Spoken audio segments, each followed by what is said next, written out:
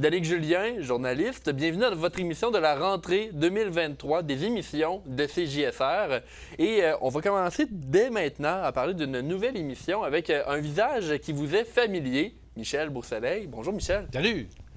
Ça fait plaisir de te revoir ici à CJSR dans nos nouveaux studios en plus. Ben oui, c'est du bonheur, je te dirais. Oui, comment ça va Michel là, depuis... Très bien, ça va très bien. Je te dirais que le recul a fait du bien dans le sens que tu sais, le métier de journaliste, c'est énorme. Surtout, j'avais la radio aussi en même temps, la TV, ça faisait beaucoup, quelque part. Mais je suis content de l'avoir fait.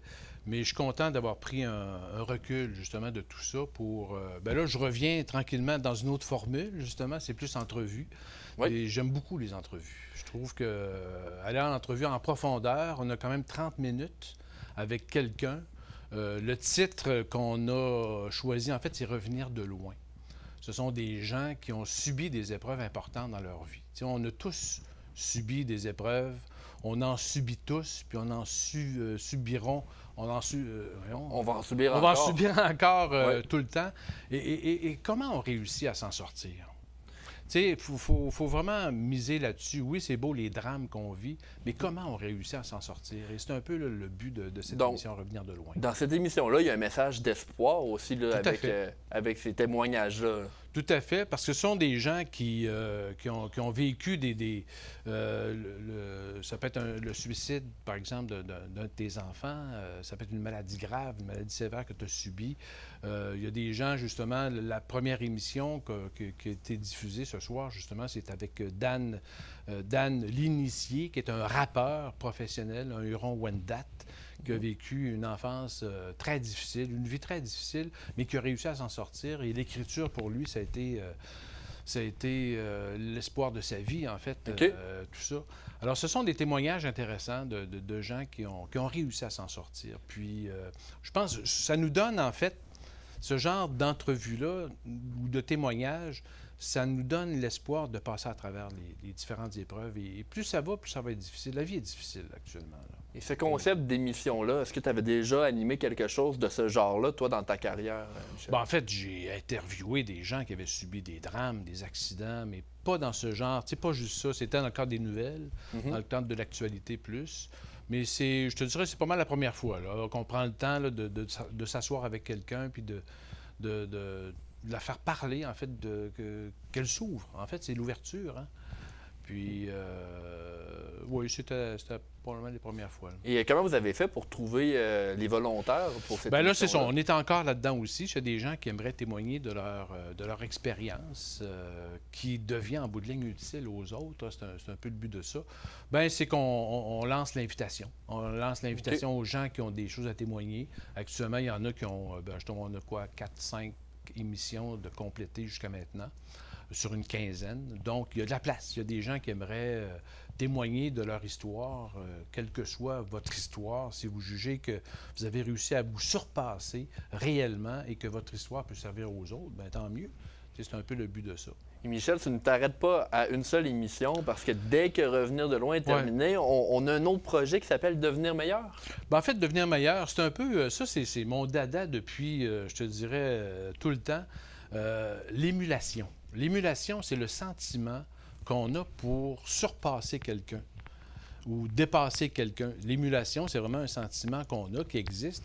Et ce sentiment-là, bon, il est utile pour le sportif, pour n'importe qui, en fait, pour devenir meilleur. Comment on devient meilleur? Quelles sont les étapes pour, justement, devenir meilleur? Et ça, c'est intéressant à savoir parce qu'il faut passer toutes les épreuves. Tu as de la jalousie, tu as de la discipline. Tu sais, par exemple, un sportif qui veut atteindre les meilleurs, la médaille d'or à telle place, bien, quelle étape il a franchi pour en arriver à là? OK. Un médecin qui a réussi à atteindre, à avoir son diplôme, comment il a réussi à atteindre... Alors, comment on devient meilleur? Comment on se sert aussi des meilleurs que soi pour s'améliorer? Et ça, c'est un élément que je trouve hyper important parce qu'au Québec, on a tendance à être jaloux, tu sais, de celui qui réussit, malheureusement. Il y en a que cette jalousie, ça va les aider justement à s'améliorer davantage, mais il y a tout ça. Alors, comment on réussit à devenir meilleur dans la vie? Ce concept-là, dans cette émission-là, comment on va l'explorer? Ben, en fait, c'est qu'on invite des gens qui ont atteint l'excellence dans leur domaine. Tu sais, ça peut être un sportif qui a atteint les Jeux olympiques, par exemple. Ça peut être... peu importe le métier que tu as fait, mais tu as atteint vraiment un haut calibre d'excellence. Alors, c'est un peu là, ce profil-là qu'on recherche dans différentes disciplines. C'est un beau concept à aller explorer, puis je pense que, évidemment, vous allez en parler dans ton émission, mais pour devenir meilleur, c'est de se rendre compte qu'on n'est pas à son meilleur déjà en partant. Ben non, il faut faire un cheminement. Là. Toutes les étapes. Tu peux avoir du talent ou tu as moins de talent que d'autres. Ça peut être plus rapide ou pas, mais il y a des étapes à franchir. La prise de conscience est importante. C'est ça. Puis comment se servir des meilleurs pour s'améliorer aussi? Il faut protéger nos meilleurs. On a besoin des meilleurs pour s'améliorer. Tout ça fait en sorte que on réussit à s'améliorer tout le temps, puis on devient, en bout de ligne, on devient des meilleurs humains. C'est un peu le but de ça, mais... alors, c'est ça. Alors, donc, une quinzaine d'entrevues du côté de revenir de loin, et par la suite, on va se lancer dans l'émulation, comment devenir meilleur. Je suis certain que les auditeurs de CJSR vont être contents de voir ces concepts-là, mais en plus de voir que tu es de retour sur les ondes de la télévision communautaire. Ben oui, ça me fait plaisir. C'est un beau monde, hein? Michel, il y a d'autres émissions qui arrivent à CJSR et je voulais en profiter pour en parler avec toi. Une émission d'improvisation. Ben oui, ça, tu es arrivé avec ça à un moment donné, l'improvisation. T'en as fait de l'improvisation un peu, toi? Moi, j'en ai fait, je te dirais, 3 ans au secondaire. Ensuite, tu sais, le métier de journaliste dans les médias, bien souvent, on s'en va dans plusieurs régions. Dans mon parcours, pour m'intégrer dans ces régions-là, soit Bécomo, la Côte-Nord, La Tuque, donc en Haute-Mauricie, pour les 2 fois, j'ai utilisé l'improvisation. Donc, je trouve que c'est quelque chose de le fun pour voir les gens de la place et faire des relations amicales. Ouais. Et là, je me suis dit, moi qui suis natif de Saint-Raymond, on n'a pas de ligue en ce moment. Et là, je me suis dit, il faut remédier à la situation. Et j'ai marié l'utile à l'agréable avec CJSR. Puis on va avoir une émission d'improvisation qui commence très bientôt, là, à la fin septembre, sur nos ondes. Où t'en es actuellement dans le projet? Ça avance très bien, Michel. Si bien que là, on est en train de se demander si on va pas avoir un problème, dans le sens qu'on a 3 équipes en ce moment. Okay. C'est 5 joueurs par équipe. Et là, on se rend compte qu'on va peut-être avoir assez de joueurs pour en faire une 4e. Donc, ça va bien. On a eu la semaine dernière, mardi, notre premier atelier, ici même à CJSR, où on a certaines personnes qu'on connaît bien dans le monde de l'improvisation à Portneuf, parce qu'il faut dire, il y en a eu par le passé. Ben oui. Je pense notamment à la LIP9, qui était une ligue... À l'école secondaire. Oui, il y a aussi la ligue à l'école secondaire. Moi, je te parle de la ligue qu'il y avait à Pont-Rouge, au Moulin, là, il y a quelques années. Ouais. C'est Robert Laflamme qui... m'a aidé, en fait, de Saint-Marc, qui m'a aidé à monter cette ligue-là parce que lui avait de l'expérience. Donc, on a une vingtaine de personnes qui sont motivées. Dans le premier atelier, on a vu déjà que c'est pas long, là, avoir une certaine chimie avec les gens de l'équipe. Là. On se connaissait tous pas et ça a bien avancé. Là, les chandails sont arrivés, on a notre équipement, les équipes sont prêtes. Et là, moi, je veux dire, la chose la plus importante, c'est qu'on a besoin d'un endroit pour faire une ligue d'improvisation. Oui. Et on a la chance, CJSR, d'avoir un beau partenariat avec une entreprise d'ici, le cinéma Alouette. Donc, je remercie Annie, Marco, qui font confiance à CJSR. Et nous, on va être dans la petite salle tous les lundis. Donc, oui, les matchs sont télévisés, mais on peut aussi assister à ces matchs-là sur place, au cinéma Alouette. Sur la scène. En fait, oui, nous, on va être pas dans la grande salle, on va être dans la petite. OK. On a un bon parterre là, où donc les gens vont pouvoir nous voir. Et c'est ça. C'est à 19h tous les lundis à partir du 18. Les gens peuvent venir, c'est gratuit. Évidemment, là, une petite contribution volontaire et on demande d'aider le cinéma Alouette, peut-être en consommant un petit peu parce que c'est un beau partenariat et ça prouve que dans Portneuf, on est capable d'être actif, oui, dans le sport, mais aussi dans des activités théâtrales telles que l'improvisation. Ben oui, et ça va être... c'est diffusé, en fait? Ça va être en direct ou... Non, ça ne sera pas en direct. OK. L'émission va être diffusée, je pense, si ma mémoire ne se trompe pas, à partir du 25 septembre. OK. Lorsque ce sera fait, les gens vont pouvoir justement connaître nos équipes. D'ailleurs, on peut déjà en apprendre beaucoup, là. On a une page Facebook qui s'appelle Improvisation Portneuf Alouette. Les gens peuvent aller voir ce qu'on a fait pour le moment. Au moment où est-ce que vous allez entendre l'entrevue, nous, on va avoir terminé les ateliers. Donc, on va pouvoir venir voir les matchs. Mais ça, c'est une chose qui, je pense, va faire du bien aux Portneuvois, mais aussi à tous ceux et celles qui veulent faire de l'improvisation. Et comme je te l'ai dit, moi, quand je me promenais de région en région, je voulais m'intégrer. Ouais.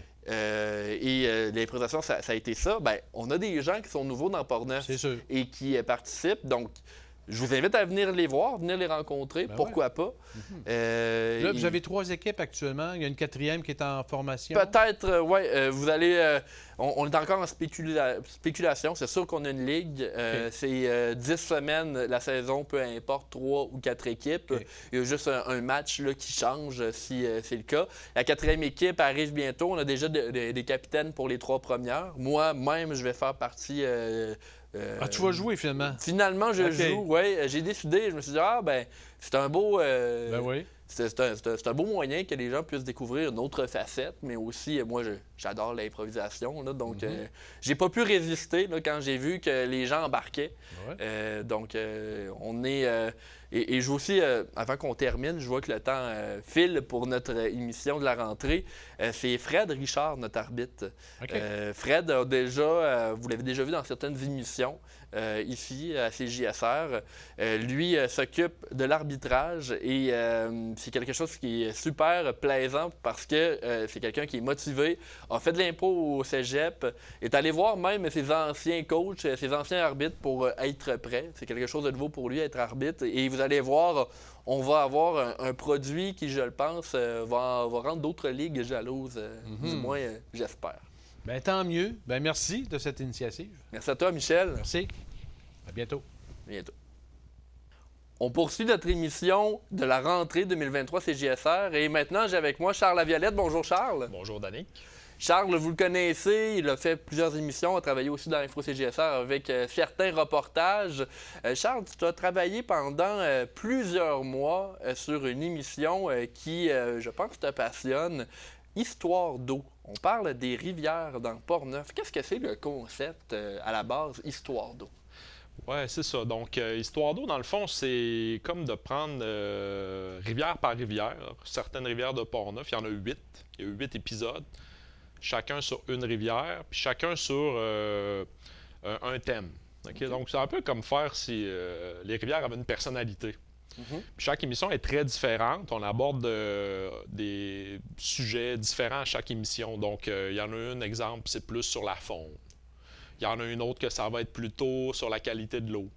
Il y en a une autre que ça va être plus plutôt sur la quantité d'eau disponible, des nappes phréatiques, l'eau souterraine. Il y a beaucoup de problématiques qui sont abordées comme ça. Puis, tu sais, je voulais pas que ça fasse trop factuel comme facture d'émission. Ouais. Je voulais que ça soit plus comme un essai documentaire, tu vois. Pas si tu vois ce que Donc, je veux dire. c'est une série de documentaires sur les rivières de Portneuf. Oui, ça, c'est une série documentaire sur les rivières de Portneuf, c'est ça. Et j'imagine que tu as eu la collaboration de plusieurs organismes, plusieurs gens d'ici qui t'ont parlé des rivières de Portneuf, de leur personnalité, comme tu l'as dit. Peux-tu nous parler de certaines de ces rencontres que tu as eues là avec les gens de Ouais. Portneuf? C'est une bonne question parce que vraiment, le prétexte de base, c'était de rencontrer des gens. OK. Puis c'est les gens, je trouve, à mon avis, qui donnent une arme aux rivières. Ça prend des pêcheurs, des observateurs d'oiseaux, des canoteurs, toutes sortes de gens comme ça qui vont donner justement une personnalité aux rivières, qui vont chacun avoir leur interprétation. Mais il faut, pour répondre à ta question, je pense qu'il faut surtout souligner le travail super important que font les organismes de bassin versant. Dans Portneuf, il y en a 2 ou 3. Il y a surtout la CAPSA, qui s'occupe de la Sainte-Anne, de la rivière Portneuf, de la Chevrotière, de la Belle-Île et d'autres petits affluents. Puis il y a la CBJC, qui s'occupe de la Jacques-Cartier.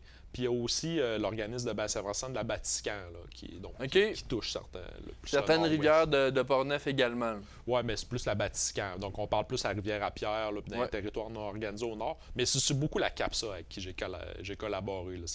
Ils ont vraiment une équipe dynamique, c'est des gens de terrain. Ils ont une formation scientifique, ces gens-là, mais c'est des gens de terrain aussi. Donc, ils voient vraiment bien qu'est-ce qui se passe, puis ils ont pu m'aiguiller à certains moments pour avoir sur certaines personnes, certains enjeux, certains lieux aussi.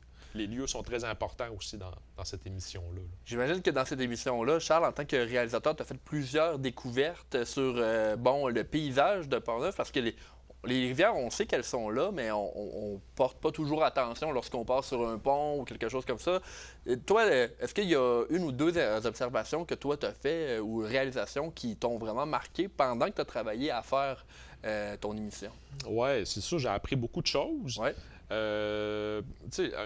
Un fait assez intéressant, exemple que je ne connaissais pas, v'là un an, ça fait un an et quelques mois même que je tourne cette émission-là. Donc, v'là un an, je ne savais pas, exemple, que quand les cours d'eau sont en étiage, donc quand on est dans une canicule et dans une sécheresse estivale, le niveau des cours d'eau baisse, puis des plans d'eau, puis l'eau qui reste dans le cours d'eau, quand ça fait, exemple, 3 semaines qu'il n'y a pas plu, ben c'est toute de l'eau souterraine. Okay? Ah oui? Oui. Fait que, tu sais, là, ça vient vraiment ajouter de l'importance aux nappes phréatiques. Parce que une autre chose intéressante que j'ai appris, c'est qu'au Québec, on n'est pas des premiers de classe en termes de connaissance de l'eau et en particulier de connaissance des eaux souterraines. On entend souvent dire « au Québec, on a beaucoup d'eau, on a beaucoup d'eau. » J'ai fait un vox pop par rapport à ça. Est-ce qu'on a beaucoup d'eau au Québec? Puis les gens, il y a des gens qui pensent qu'on a 30 % de l'eau douce mondiale, mais non, c'est 3 %. Puis, en tout cas, on n'est pas des premiers de classe pour ce qui est de l'eau souterraine. On commence à comprendre la dynamique de l'eau souterraine, puis il commence à avoir des façons aussi de savoir ça fait combien de temps qu'une goutte qu'on consomme, qu'on tire du robinet, ça fait combien de temps qu'elle est tombée du ciel. Ah ouais. À cause entre autres des isotopes radioactifs qui se retrouvent dans le sol, puis qu'après ça, qui sont transportés. Donc, l'eau a vraiment une mémoire. Puis ça, c'est plus vers la fin de la série qu'on traite de ça, là, mais c'est toutes des choses qui permettent, exemple, de savoir là, ça prend combien de temps pour renouveler une nappe phréatique. Parce que si la goutte d'eau que vous buvez, elle a 40 ans, si elle a 40 ans, cette goutte d'eau, donc ça fait 40 ans qu'elle est tombée du ciel, bien, ça veut dire que ça prend 40 ans à la nappe phréatique à se renouveler. Là. Fait que il faut, tu sais, exemple, quand on puise de l'eau, il faut faire attention. Une autre chose intéressante que j'ai appris, c'est qu'au Québec, si vous puisez de l'eau dans une rivière, vous n'êtes pas la quantité d'eau que vous consommez. Exemple, si vous êtes un centre de comment qu'on dit, de villégiature, de glissade d'eau, exemple, puis vous puisez de l'eau dans la rivière, vous devez faire un rapport annuel au gouvernement, mais les données de ce rapport-là ne sont pas publiques. Donc, c'est le secret industriel, le secret commercial plutôt, qui prime. Puis, mais ça, c'est appelé à changer. Puis il y a une loi qui est sortie sur l'eau, qui a été renouvelée récemment. Donc, ça va peut-être changer. Charles, mon intérêt est vraiment là, à son paroxysme. J'ai hâte d'écouter ton émission. Quand est-ce que ça arrive? Ça arrive bientôt, là, les premiers épisodes? C'est dès cette semaine? Oui, et si je ne m'abuse, c'est cette semaine les premiers épisodes. En fait, le premier épisode. Ça traite de la Rivière-Noire. OK. Donc, la Rivière-Noire... Et c'est situé dans quel secteur, ça, là? Bien, ça se jette dans la rivière Sainte-Anne, à Saint-Casimir. OK? Ouais. Il y a une espèce de gros devant de bateau à Saint-Casimir. D'un côté, il y a la Sainte-Anne, de l'autre côté, c'est la Rivière-Noire. Puis si on la remonte, là, on arrive dans le parc naturel régional de Portneuf. Puis encore plus haut, là, il y a le lac Grand-Bois, si je me rappelle bien. Puis la thématique qu'on va parler, c'est l'accès au cours d'eau puis l'accès au plan d'eau. Donc, autant l'accès immobilier, on sait que les résidences secondaires, ça devient quelque chose d'assez important. Là. Il y en a de plus en plus sur le bord de nos lacs et elles sont de plus en plus luxueuses. Mais pas juste ça, juste se trouver un petit coin pour se baigner, des fois, ça peut être problématique. Surtout si vous êtes nouveau dans la région et que vous ne connaissez pas les spots, comme on dit. Fait que c'est ça. Donc, la Rivière-Noire, on parle de l'accès. C'est le premier épisode. Charles Violette, merci beaucoup d'être venu parler dans l'émission de la rentrée. Oui, ça fait plaisir. Comme prochaine invitée dans l'émission de la rentrée, nous avons Suzy Bertrand. Bonjour, Suzy. Bonjour. Suzy, tu as travaillé dans les dernières années sur une émission bien importante qui vise à défaire les tabous sur plusieurs aspects de la sexualité. Tu as appelé cette émission Sexe, genre, etc. Au départ, comment l'idée de l'émission t'est venue à l'esprit? C'est parce que j'ai découvert à 40 ans, là maintenant 4 ans, que j'étais asexuelle. OK. Avant, je me demandais tout le temps, comment ça que je suis pas comme tout le monde? Comment ça je réagis pas comme tout le monde? Comment ça ma façon de voir les choses, de concevoir, tu sais, la vie de couple, les relations sexuelles, les relations amoureuses, j'arrivais pas à être sur le même pied que les autres. C'est comme, il me semble que je suis toujours à part. Ça ne fit pas. OK. J'avais l'impression que je ne fitais pas. Puis, à 40 ans, je lis un livre qui parle d'asexualité, que je me reconnaissais tellement là-dedans. Puis je disais, enfin, je peux dire, je suis normale. Parce que mon normal est normal. Et c'est à partir de là que tu as eu l'idée de faire une émission pour explorer un peu toutes les branches possibles de la sexualité. Là. C'est ce que tu as fait, en fait. Là. Oui, parce que je me suis dit, j'ai appris ça à 40 ans. Fait que toutes les autres années avant, là, je me mettais de la pression d'être en couple, d'avoir, tu sais, de toutes les conventions sociales qu'on s'impose. Ben moi, je me les imposais aussi, puis je me rendais malheureuse de pas y arriver, dans le fond. Puis là, c'est ça, à 40 ans, je dis, hey, enfin, ça doit... la pression me débarque des épaules, puis je me dis, je peux enfin être moi, être ce que je suis, puis c'est correct. Et là, tu as parlé à plusieurs personnes d'ici. Il y a plusieurs thématiques dans ton émission, l'éducation. Il y a aussi tout ce qui entoure le LGBTQ+. Il y a plusieurs émissions là, sur ce que c'est, en fait, sur les transgenres, des choses comme ça. Donc, tu as pu parler à des gens de Portneuf, justement, là, sur ces sujets-là. Là. Bien, il y a des gens de Portneuf, bien, on essaie le plus possible d'avoir des gens de Portneuf. Malheureusement, il a fallu qu'on sorte un petit peu de la région parce que c'est très tabou dans la région. Il n'y a personne ou presque qui a voulu parler de l'émission. Puis je me dis, c'est pas parce que les gens de Portneuf en parlent pas qu'il faut pas en parler.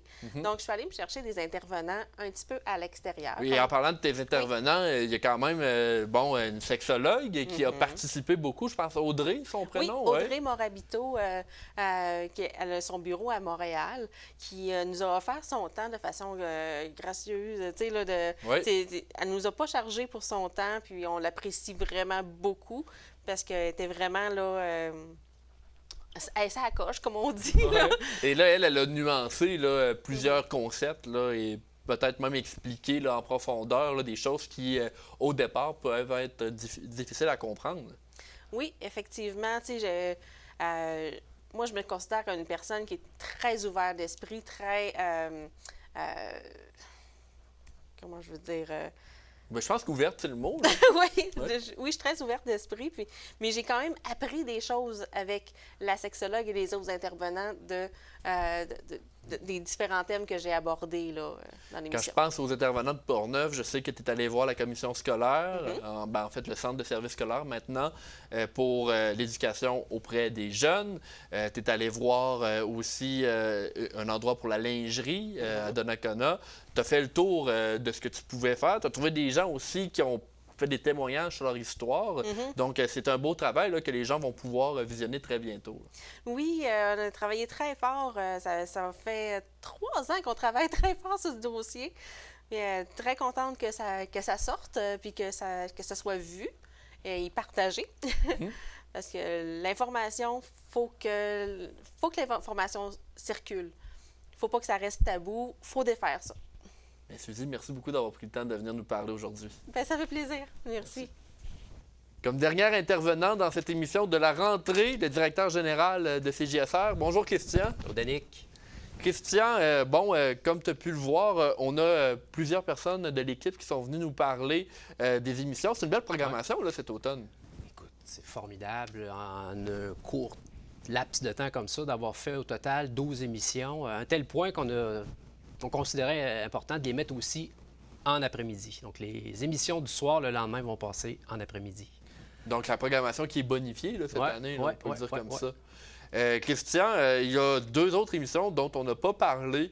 Une émission qui est faite par ta fille, Flavie, Ado Passion. Qu'est-ce que c'est? Bien, c'est une émission qui porte sur les intérêts des jeunes. Dans ce cas-ci, c'était toutes des jeunes filles qui ont, je dirais, comme passion le baseball, la musique, l'attraction pour l'observation des baleines. Puis Flavie, pendant l'été, bénéficiait d'un programme là, d'emploi. Été Canada, elle a filmé ses amis dans un contexte où elle était à l'extérieur. Elle les a filmés se baigner dans le fleuve du Saint-Laurent. Elle est allée à Tadoussac filmer l'observation des baleines. Une fille qui commence à jouer de la musique, donc qui jouait de la guitare avec des chants. Puis elle les a questionnés, tu sais, d'une façon tout à fait libre sur leur passion. Puis cette émission-là va culminer avec un tournage qui va avoir lieu le 22 septembre prochain où toutes ces filles-là, au nombre d'environ 4, pas tous, mais 4, vont venir parler de leur inquiétude par rapport au réchauffement de la planète, par rapport, je te dirais, à l'extrême droite, aux enjeux politiques. Fait qu'on va enfin avoir la parole de jeunes. Puis ça, on n'avait pas ça vraiment, tu sais, à la télé communautaire, les jeunes qui s'expriment. Donc ça, c'est... On veut rajeunir la télévision On veut là, la avec rajeunir, des émissions ouais. comme ça. Là. Oui, je le dis souvent, il y a un clivage. Les 50 ans et moins sont moins présents sur la télévision. Donc, on va aller les chercher. On a créé justement un site web. On pourra en reparler à un autre moment, mais ces émissions-là vont être disponibles aussi, là, pas tous, mais quelques-unes. Tu sais. On va tenter d'aller chercher une clientèle beaucoup plus jeune. Puis même à ça, il y a beaucoup de jeunes qui ont la télévision avec le câble via leurs parents, leurs grands-parents. Fait que ça va aller susciter intéresser puis attirer une nouvelle clientèle. Il y a une autre émission dont, évidemment, j'ai envie d'en apprendre plus. Le monde de Joseph. Qu'est-ce que c'est que ça? Bien, ça me pourchasse depuis quelques années. C'est-à-dire qu'en 2012, j'avais fait un documentaire qui s'appelle L'Ange des Grondines. Puis quand tu fais un documentaire, t'as à peu près 1h30 au bout du compte, mais c'est des fois 50, 60 heures de tournage. Puis j'ai filmé un monsieur qui est vraiment aimé dans Port-Neuf, là. C'est quelqu'un qui est là depuis les années 50, puis il se promenait à Saint-Marc-des-Carrières, il vendait des navets, du blé d'Agne, puis tout le monde le connaît. C'est un personnage unique. Puis on avait un petit trou dans l'horaire. Il y a une émission qui devait avoir lieu, puis elle va être remise à l'hiver. J'ai dit, je vais présenter des images inédites de ce film-là, puis je vais le faire environ 8 épisodes. En fait, c'est toutes des images qui n'ont pas encore été vues. Puis on voit Joseph rencontrer des gens dans Port-Neuf, à Grondines, aller pêcher, lancer des galets dans le fleuve. On le voit vivre au présent, comme un enfant. C'est un enfant éternel, il a 80 ans, mais lui, il est toujours dans le présent, il s'inquiète de rien. Puis je trouve que c'est un beau message philosophique de le voir comme ça, tu sais. OK. Et Joseph, là, pour ceux qui sont dans l'ouest de Port-Neuf, ils le connaissent, mais pour les gens de plus du nord, Saint-Raymond, crois-tu qu'eux aussi vont venir à être attachés à ce personnage-là? Bien, tu vois, ça fait 4 ans que Joseph est présenté à CJSR. Ouais. Il a été présenté dans le cadre des Petites Vues, dans le cadre de l'Ange des Grondines, dans des spéciales Noël. Donc, les gens sont habitués de le voir. Puis, quand ils se promènent, quand ils vont dans des épiceries, les gens « Hey, je t'ai vu à la télé! » Fait que c'est une espèce de mini-vedette locale. Puis oui, à Saint-Raymond, c'est sûr qu'il est connu parce que les gens l'écoutent. Et là, il y a une autre chose dont on doit parler, et peut-être qu'on aurait dû commencer par ça, parce que vous le voyez, on a des beaux fauteuils, on a un beau décor. Le studio CJSR qui est utilisé pour info, mais aussi pour des émissions comme Revenir de loin, dont Michel nous parlait un peu plus tôt, et cette émission de rentrée, ça aussi, ça fait partie de rajeunir l'image de CJSR. Ben oui, puis je tiens à remercier Cogeco. On a bénéficié d'une subvention qui nous a permis de créer un mini-décor dans le décor, dans le but justement de rajeunir, mais aussi de nous faire vivre un peu, je dirais, l'espace de tout Port-Neuf, parce que si on peut le voir sur la caméra, là, ici, ben, c'est le fleuve avec le bleu, les pierres, ça représente Saint-Marc, les panneaux latéraux, c'est Saint-Raymond. L'aspect floral, les feuilles, l'automne, donc on a essayé de... La nature. C'est ça. Et c'est quelque chose qui... on a eu déjà le premier Info CJSR qui est passé la semaine dernière et beaucoup de retours. Les gens sont contents de voir cette nouvelle image-là. Donc, félicitations pour ça. Christian, on arrive à la fin de l'émission et il y a d'autres choses dont on doit parler. Donc, je vais prendre 2 petites minutes là, pour parler des émissions de Tony, parce que Tony travaille très fort aussi à la télévision. Travaille fort, puis tu sais, Tony, c'est lui qui garde notre plus grosse clientèle avec ses émissions culturelles. Ouais. les vendredis et samedis. Je te laisse en parler. Ouais. Il ne peut pas être avec nous aujourd'hui, mais je veux vous rappeler que dès le 14 septembre, il y a l'émission Chapeau qui est présentée 2 fois par semaine. Une émission qui dure environ 28 minutes à saveur musicale. On parle de country, de western, qui est donc avec 2 volets parallèles. Il y a toujours le volet audio. On retrouve une trame sonore qui est des chansons, musique western, des productions québécoises enregistrées sur des 33 tours. Il y a aussi un volet vidéo en format HD qui fait découvrir des images tournées uniquement dans Portneuf avec des vieux bâtiments et plusieurs choses de ce type, toujours avec la saveur western. Sinon, Tony travaille sur l'émission À vos tucs qui va commencer en décembre 2023, les jeudis soirs. C'est basé sur le temps des fêtes, une émission qui est la variante de l'émission Chapeau, avec des images de fêtes tournées en 2018 et 2019 notamment. Il y a aussi des vidéoclips de musiciens de la relève traditionnelle de chez nous. La Veillée rustique, une émission qui est en continuité. Elle a recommencé cette semaine. Une émission HD, vendredi soir à 20h et 21h. Chaque épisode dure 58 minutes qui présente des activités à saveur de musique folklorique présentées dans Portneuf. On assiste à des parties et des galas musicaux enregistrés à la Maison de la Culture, Georges-Hébert-Germain, le Parc des Berges de Donnacona et aussi le Festival de Saint-Basile. Il y a des épisodes qui sont parfois accompagnés d'une entrevue avec un artiste populaire de l'heure. Chance qu'on l'a, Tony, hein? Oui, et c'est Il pas... nous en donne d'arrêt. C'est pas terminé, C'est pas effectivement. terminé. Il y a le Cotillon et Babillard qui est diffusé vendredi, samedi, dimanche. Ça, c'est à 22h. Ça dure 2 heures, justement. C'est la diffusion normale du Babillard, mais également avec une section musique remplacée par 2 heures de musique folklorique. La liste des pièces est priorisée par des artistes de Portneuf. Je poursuis rapidement. Folklore, la FADOC, le QLF, à partir du 16 septembre. Ça, c'est présenté le samedi soir, une durée de 56 minutes. Une émission qui fait découvrir certaines activités pour les clubs d'âge d'or de la région de Portneuf en particulier, Saint-Marc-des-Carrières, la QLF.